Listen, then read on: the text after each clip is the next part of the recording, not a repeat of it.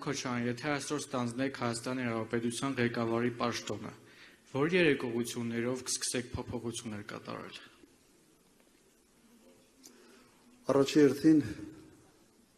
Առաջերտին անվտանգություն։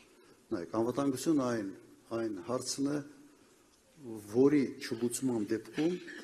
բոլոր ուրիշ հարցերը վտանգված են։ Ինչ էլ անես, վտանգված է։ Դրա համար բոլոր երկրների սահմանադրության մեջ սկսում է ամեն ինչ երկրի անվտանգությունից, տարածքային ամբողջականությունից, տեղից է սկսում, որտեղ դա հիմքն է։ Անվտանգության ամրապնդում, ստեղ խոսքը պետք է գնա եւ բանակի մասին որպես անվտանգության կարևորագույն կոմպոնենտ եւ աշխարհաքաղաքական կենտրոնների հետ համապատասխան դիվանագիտություն։ Մենք սա համար մեկ հարց, երկրորդ հարցը սա այն տնտեսական խնդիրներն է, որոնք այսօր կուտակվել են։ Անհամաչափ զարգացում գյուղ-քաղաք, անհամաչափ զարգացում մայրաքաղաք տարածքներ, սա ինչ որ չափով սկսում է նաև վտանգել, սկսում է խփել անվտանգությանը։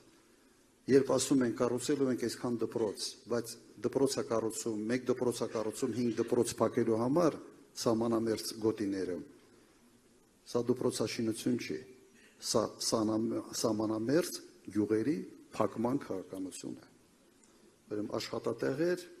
եւ համաչափ զարգացում եւ մյուս կոմպոնենտը երրորդը դա այդ մթնոլորտի վերացումն է, որը այսօր Հայաստանում ստեղծվել է, ատելության մթնոլորտ։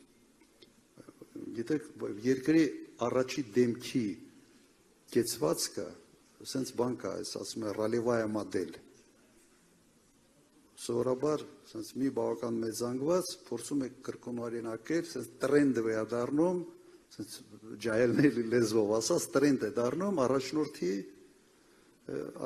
կեցվածքը, նույնիսկ առաջնորդի խոբիները։ Առաջնորդը սկսում է դահու քշել, նայում ես երիտասարդներին, մի զգալ եմա սկսում են դահու քշել, առաջնորդը ինձ հասկացա, չէ, սա կա եւ ոչ միայն մեր մոտ է, սա բոլոր երկրներում սա կա։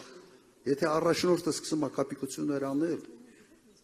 ուրեմն սա ինչ որ մի բան է, մի արտարոց մի բան է ձևավորում, կամ եթե առաջնորդը սկսում է հայհոյանքով խոսել, առաջնորդը սկսում է ատելություն քարոզել,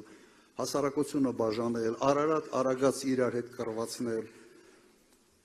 սա պետք է փոխվի ֆունդամենտալ ձևով։ Այդ երեք ուղղությունները ես ասացի, անվտանգություն, տնտեսությունը, բայց ոչ միայն զուտ տնտեսություն, այլ տնտեսությունը կապել երկրի համաչափ զարգացման հետ եւ երրորդը վերացնել այն մթնոլորտը, որ այսօր թունավորում է յուրաքանչյուր Հայաստանի Հանրապետության քաղաքացու։